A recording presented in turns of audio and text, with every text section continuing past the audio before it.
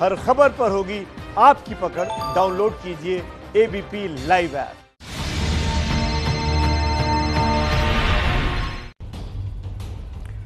नमस्कार, मैं अनुराग मुस्कान घंटी बजाओ शो में आपका स्वागत करता हूं। देखिए, आज आपको शिक्षा की आड़ में धर्म का प्रचार करने वालों की जोरदार घंटी बजानी है।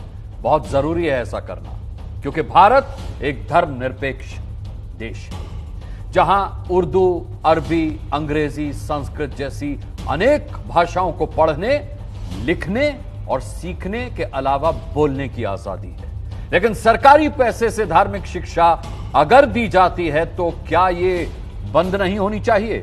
ऐसी शिक्षा जो बच्चों को सिर्फ धर्म के आधार पर दी जा रही हो, या ऐसी शिक्षा जो बच्चे का धर्म बदलने के लिए दी जा रही हो, ऐसी तालीम कैसे बच्चों के अधिकार को छीनती है, ये आज हम आपको बताने वाले हैं।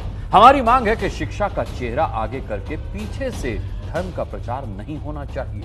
आप सहमत हैं तो 8422840000 पर घंटी बजाकर अपनी आवाज उठाइए।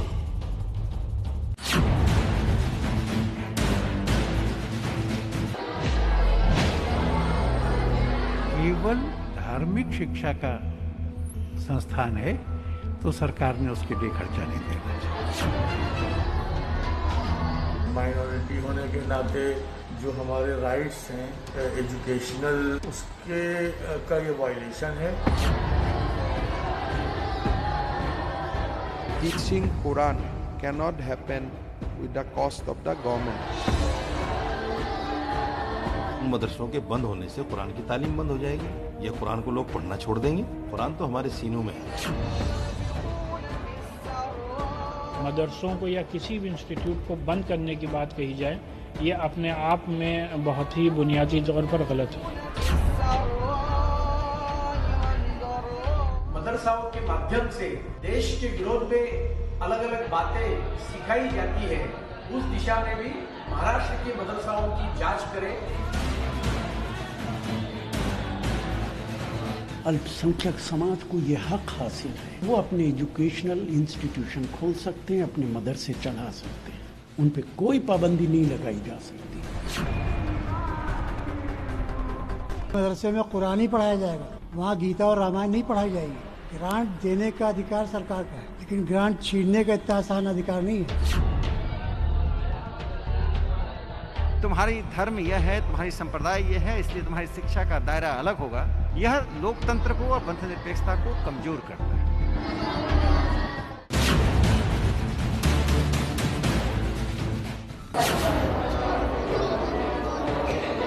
सामने रखी हुई चौकी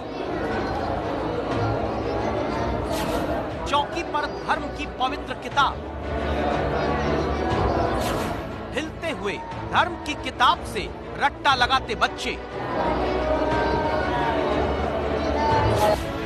और सामने बैठे मौलवी।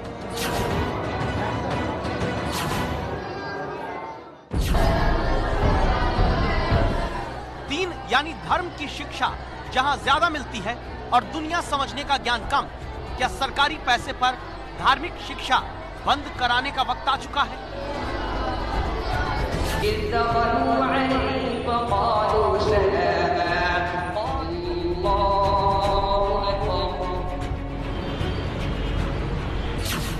मदरसा किसी भी प्रकार के शैक्षिक संस्थान के लिए अरबी में इस्तेमाल होने वाला शब्द है मदरसा, लेकिन बच्चे को मदरसे में वैज्ञानिक बनने की प्रेरणा देने से ज्यादा अगर मौलवी बनने की इस्लामी तालीम दी जाती है,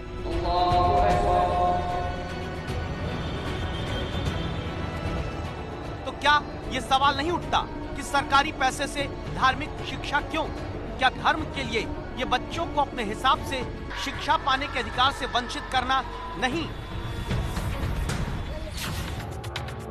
पहले देखिए, ऐसे सवाल अभी देश में क्यों उठ रहे हैं। कारण तीन है। असम के शिक्षा मंत्री, महाराष्ट्र में बीजेपी विधायक और विश्व हिंदू परिषद के कार्याध्यक्ष आलोक कुमार। असम के शिक्षा मंत्री हेमंत बिस्वा शर्मा ने दो बड़ी बातें कही हैं।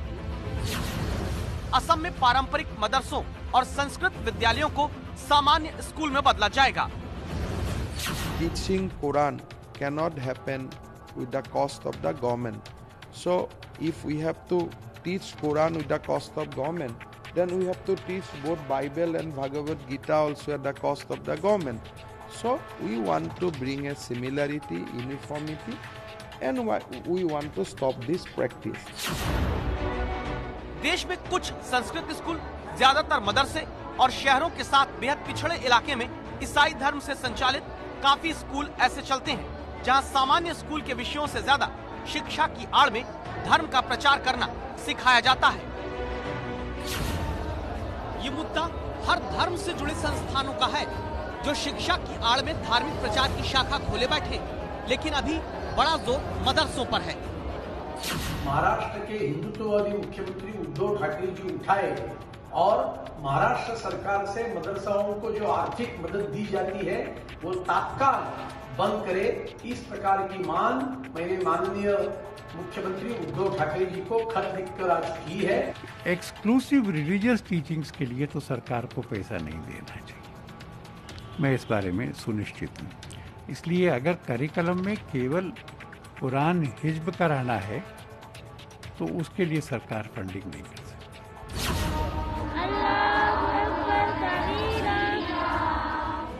प्रमुख रूप से देश के मदरसों में ही सरकारी खर्च पर धार्मिक शिक्षा बंद करने की अभी बात उठ रही है। क्यों? क्योंकि भारत के 18 राज्य ऐसे हैं जहां मदरसों को सरकारों की तरफ से फंडिंग मिलती है। यूपी, एमपी जैसे बीजेपी शासित राज्य में सरकारी खर्चे पर धार्मिक शिक्षा मदरसों में दी जाती है, तो कांग्रेस शासित छत्तीसगढ़ में भी सरकारी खर्च पर दीन की तालीम दिलाई जा रही है। ऐसे में अभी धर्म और शिक्षा को अलग अलग करने वाला असम पहला राज्य बनने जा रहा है, जिसे लेकर सवाल मौलवी, मौलाना और राजनेता उठाने लगे। ये लोग 4 तरह के आरोप अभी लगा रहे हैं। प्रधानमंत्री को चाहिए कि अपने नेताओं को संविधान पढ़ाएं। आर्टिकल 25 से लेके आर्टिकल 30 तक फंडामेंटल राइट्स में अक़लियतों को, अल्पसंख्यक समाज को यह हक हासिल है कि वो अपने एजुकेशनल इंस्टीट्यूशन खोल सकते हैं, अपने मदरसे चला सकते हैं, उन पे कोई पाबंदी नहीं लगाई जा सकती। कुरान तो हमारे सीनों में है। एक एक बच्चा आपको ऐसा मिल जाएगा कुरान पढ़ने वाला जो एक जगह खड़ा होकर पूरा कुरान बगैर देखे सुना सकता है। अंग्रेजी ने भी एक नापाक कोशिश की थी, जिसके नक्शे कदम पर ये लोग चलकर मदरसे बंद करना चाहते हैं। इनकी गंदी सोच ये है कि इस्लाम खत्म हो जाएगा कुरान को न पढ़ाने से। ये तो चुनावी एजेंडा ही है, क्योंकि ऐन मौके पर जब बिहार का इलेक्शन सामने है और ऐसे मौके पर ये वोट को पोलराइज करना, मैं समझता हूँ वोट को पोलराइज करना है। अगर ये इक़दाम करना था पहले भी किया जा सकता था या इलेक्शन के बाद भी किया जा सकता था। सबसे पहले देखिए, ये बहुत सारी सवालात शुरू से ही चलते रहे हैं, जब से मतलब गवर्नमेंट चेंज हुई है, और होता है ऐसा। क्या ये आरोप सच्चे हैं? जी नहीं, क्योंकि अगर ये बात सच है कि संविधान के अनुच्छेद 30(1) के तहत सभी अल्पसंख्यक, चाहे वो धर्म या भाषा के आधार पर हो, उन्हें अपनी पसंद के शैक्षिक संस्थानों की स्थापना और प्रशासन का अधिकार होगा, तो ये बात भी सच है कि सरकार मदरसों को बंद नहीं करने जा रही है। मदरसे पहले की तरह ही चलते रहेंगे। असम की सरकार केवल उन 614 मदरसों को रेगुलर स्कूल में बदलने की योजना पर काम कर रही है जो राज्य सरकार के पैसों की मदद से चलते हैं। हालांकि दावा यह है कि इनमें सिर्फ मदरसे ही नहीं, 100 संस्कृत विद्यालय भी शामिल हैं। इसके बाद भी दूसरे आरोपों का सच आपको हम दिखाएं, उससे पहले समझ लेना चाहिए कि आखिर मदरसों में पढ़ाया क्या जाता है, क्योंकि धर्म गुरुओं की एक दलील ये भी है। जिसमें कुरान, हदीस, इस्लामिक लॉ के साथ साथ हिस्ट्री, और हिस्ट्री में पूरे दुनिया की हिस्ट्री आती है, अपने मुल्क की हिस्ट्री आती है। उसी के साथ साथ कंप्यूटर है, साइंस है, मैथ्स है, ज्योग्राफी, ये सभी सब्जेक्ट्स पढ़ाए जाते हैं। तो ये कहना कि वहाँ पे से कुरान की तालीम दी जाती है, ये बुनियादी तौर पर गलत है। ये बात सच है कि देश के काफी मदरसों में आधुनिक तरीके से दूसरे सामान्य स्कूलों की तरह शिक्षा दी जाने लगी है, जो लंबे वक्त तक नहीं दी जाती रही। लेकिन ऐसे मदरसों की संख्या दावा है कि देश में बहुत कम है। तो सवाल उठता है कि ज्यादातर मदरसों में कैसी और किस तरह की शिक्षा दी जाती है।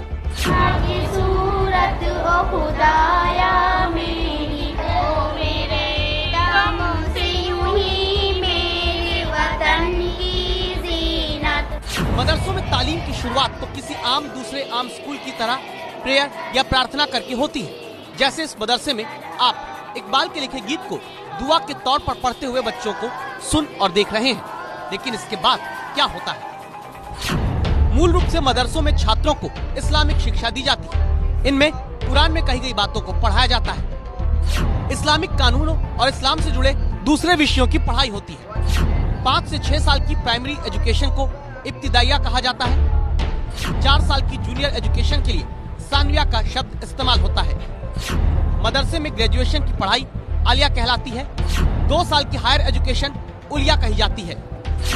लेकिन मदरसा बोर्ड से संचालित होने वाले ये शैक्षिक संस्थान शिक्षा की आड़ में बड़े स्तर पर धर्म के ज्ञान से ज्यादा बच्चों को कुछ नहीं देते। मदरसे पूरे देश में ऐसे चल रहे हैं जो सरकार से एफिलेटेड हैं और उनमें बाकायदा स्कूली निसाब के हिसाब से तालीम दी जाती है। मदरसे में अगर कुरान की तालीम नहीं दी जाएगी तो क्या तालीम दी जाएगी? मदरसे में कुरान ही पढ़ाया जाएगा, वहाँ गीता और रामायण नहीं पढ़ाई जाएगी और ये इसके लिए संवैधानिक प्रोटेक्शन हासिल है। मुद्दा ये नहीं कि मदरसे में गीता रामायण पढ़ाओ, मुद्दा ये है कि जिन बच्चों को सीधे शिक्षा के नाम पर हिंदी, अंग्रेजी, गणित, भूगोल, विज्ञान, इतिहास पढ़ने का मौका मिलना चाहिए, उन्हें प्रमुख रूप से सिर्फ एक धर्म की पढ़ाई क्यों कराई जा रही है? मदरसे पर प्रतिबंध लगाया नहीं गया। उन मदरसों को मेन स्ट्रीम के मुख्य धारा के स्कूलों में तब्दील किया जा रहा है, जिससे भारत के मुस्लिम बच्चों को भी वही शिक्षा मिले जो अन्य बच्चों को मिलती है। सेकुलर डेमोक्रेसी में बच्चों को शुरू से ये बताना कि तुम्हारी धर्म यह है, तुम्हारी संप्रदाय यह है, इसलिए तुम्हारी शिक्षा का दायरा अलग होगा, यह लोकतंत्र को और पंथ निरपेक्षता को कमजोर करता है। हमने रिसर्च की तो पाया है कि 2010 से अब तक मदरसों में क्वालिटी एजुकेशन दिलाने के लिए 1110 करोड़ रुपए अकेले केंद्र सरकार की तरफ से दिए गए हैं। सिर्फ 2018-2019 में 240 करोड़ रुपए देश के शिक्षा मंत्रालय ने मदरसों को दिए ताकि वो सिर्फ दीन नहीं बल्कि दुनिया का जरूरी शैक्षिक ज्ञान भी बच्चों को दें। लेकिन आपको घंटी बजाकर ये पूछना जरूरी है कि जनता के पैसे से सरकारी फंड पाने वाले मदरसे अगर शिक्षा देने वाली पवित्र जगह है तो क्यों नहीं सिर्फ आम स्कूलों की तरह पढ़ाते हैं? क्यों धर्म और शिक्षा का घालमेल करते हैं? मुरादाबाद में ये सवाल संवाददाता उबैदुर रहमान ने मदरसा टीचर्स यूनियन के राष्ट्रीय अध्यक्ष से पूछा। मदरसा सरकार की प्रॉपर्टी नहीं है। मदरसा उसको खुद एक माइनॉरिटी संस्था चलाती है। सरकार की मदद सिर्फ इतना कर सकते हैं कि जो मदद दे रहे हैं टीचर को उम्दा तालीम के लिए, मॉडर्न एजुकेशन के लिए, उनको बेरोजगार कर सकते हैं। लेकिन मदरसा बंद नहीं करते, मदरसे बंद नहीं कर सकते, क्योंकि मदरसे निजी जो फंड होता है, चंदा होता है, जो मुस्लिम कम्युनिटी देती है अपने इदारों को चलाने के लिए, वो उससे आज हमेशा चलते रहेंगे। आज चल रहे हैं और कयामत तक चलेंगे। इस बयान को सुनकर अब आप समझिए मदरसों में शिक्षा के नाम पर धर्म की दखलंदाजी को, क्योंकि सरकार मदरसे बंद करने की बात भी नहीं कहती, लेकिन मदरसों में शिक्षा अलग और धर्म अलग करने की बात पर चर्चा होते ही जैसे कुछ लोगों की चोरी पकड़ी जाने लगती है। तकरीबन 6 से 7 लाख मदरसे ऐसे हैं जिनको मुसलमान अपनी 2.5% ज़कात से चलाता है। 6 लाख से 7 लाख मदरसे ऐसे हैं। वो अगर उनको जानकारी नहीं तो जानकारी ले लें। अगर ये 19,132 मदरसे भी सरकार से पैसा ना लें तो मुसलमान के पास 97.5% अभी भी बाकी है। 2.5% दिया है उन मदरसों को, 2% हम इन मदरसों में भी लगाएंगे।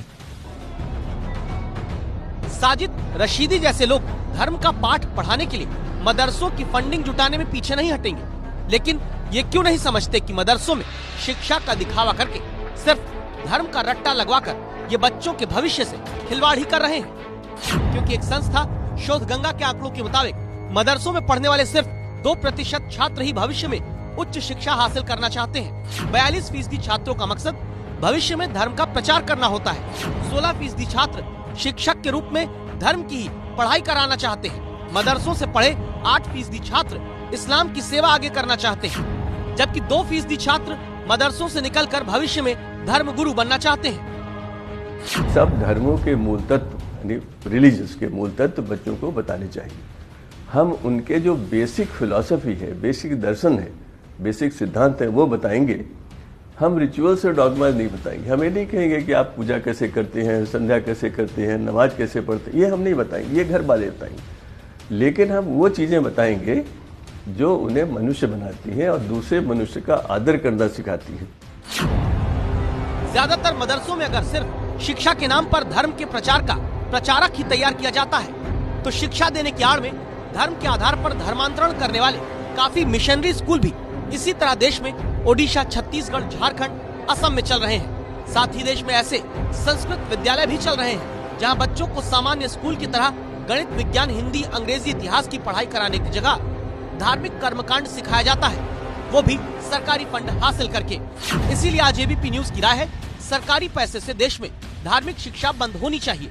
शिक्षा की आड़ में स्कूल, मदरसा खोलकर धर्म के प्रचार की छूट नहीं मिलनी चाहिए। आप इस राय से सहमत हैं तो 8422840000 पर घंटी बजाइए। मनरेगा यानी Mahatma Gandhi national rural employment guarantee act गरीबों को 100 दिन रोजगार की गारंटी देता है, मगर आरोप है कि गरीबों के जीवन को सुधारने के लिए बनी इस योजना से सिस्टम में बैठे भ्रष्टाचारियों की जेब भर रही है। और इस बार यह सच सामने आया है हीरोइन दीपिका पादुकोण की फोटो से।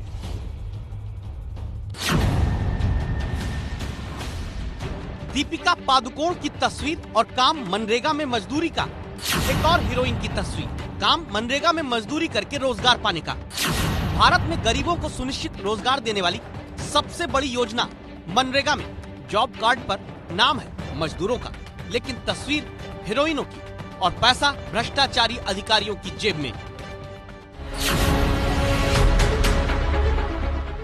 सिस्टम की आंखों में धूल झोंककर गरीबों का हक मारने वाले इस भ्रष्ट तंत्र का पहला सबूत है मोनू शिवशंकर के नाम पर बना ये मनरेगा का जॉब कार्ड, जिसमें दीपिका पादुकोण की फोटो लगी है। और अब इस दूसरे जॉब कार्ड को देखिए, इसमें कार्ड धारक का नाम लिखा है पद्मरूप सिंह, तस्वीर लगी है एक हीरोइन की। मध्य प्रदेश में खरगोन के जिला पंचायत झिरनिया में ऐसे एक दो नहीं 11 फर्जी जॉब कार्ड सामने आए हैं। ये है सोनू दुबे, संपन्न किसान हैं। इनके भाई मनोज दुबे के नाम पर भी जॉब कार्ड बन गया। दावा है कि आज तक परिवार के किसी सदस्य ने मनरेगा के तहत काम नहीं किया, फिर भी गारंटी जॉब कार्ड पर हजारों रुपए निकाले गए। हम काश्तकार हैं, 60-65 एकड़ जमीन है मेरे पास 3 ट्रैक्टर हैं। मेरे भाई के फर्जी पैसा निकल रहा है, हमको मालूम नहीं। और जॉब कार्ड उन्होंने भाई के नाम से फर्जी बनाया है, उस पर कोई हीरोइन की फोटो लगा दी है। अब ये तो मेरे को आम मालूम पड़ रहा है। इस भ्रष्ट तंत्र के एक और शिकार से हमने बात की। इनका नाम है सोनू शांतिलाल। पता चला इनके नाम पर भी फर्जी जॉब कार्ड बनाकर मनरेगा का पैसा मिली भगत करके कुछ लोग खा गए। सर, मेरे नाम पे फर्जी जॉब कार्ड बना लिया है और फर्जी पैसे हेड़े गए हैं। ये मंत्री, सरपंच और बड़े अधिकारी मिले हो झिरना के, और क्या एक जोन से थोड़ी काम होता है, सभी से काम होता है। फर्जी वाले के आरोप पंचायत सचिव और रोजगार सहायक पर लग रहे हैं। तो 2 बिंदुओं पर जांच होगी कि जिस व्यक्ति के नाम का जॉब कार्ड बनाया, क्या उसने वाकई में काम किया है मनरेगा में, एक, और दूसरा ये कि किस प्रकार से वो जो फोटो लगे हैं अगर वो सही हैं तो फिर उस पर कार्रवाई की जाएगी। सवाल ये कि जांच का रटा रटाया डायलॉग मारने की जगह भ्रष्टाचार के खिलाफ फूल प्रूफ सिस्टम क्यों नहीं तैयार किया जाता है।